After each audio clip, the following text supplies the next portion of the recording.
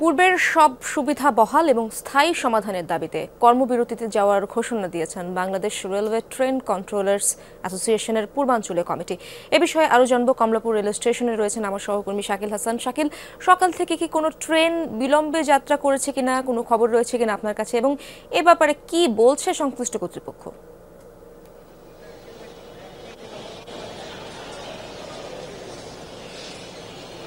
হ্যাঁ ঈশ্বর, সকাল থেকে আমি বেশ কয়েকটি ট্রেনের বিলম্ব ছাড়ার খবর এর মধ্যে পেয়েছি।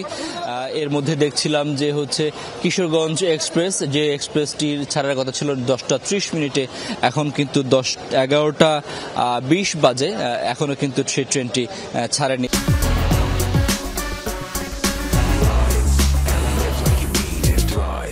এর আগে ব্রাহ্মণবাড়িয়া এক্সপ্রেস প্রায় 1 ঘন্টা বিলম্বে এই কমলাপুর স্টেশন থেকে ছেড়ে গেছে।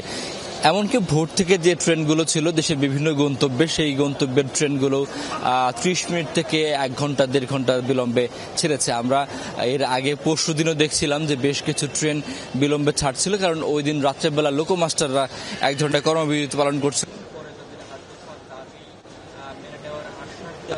আলোচনার এই কারণে পরের দিন দুপুরের পর থেকে ট্রেনের যে শিডিউল সেটি স্বাভাবিক অবস্থায় ফেরত আসে। কিন্তু এরই মধ্যে যেটি হচ্ছে যে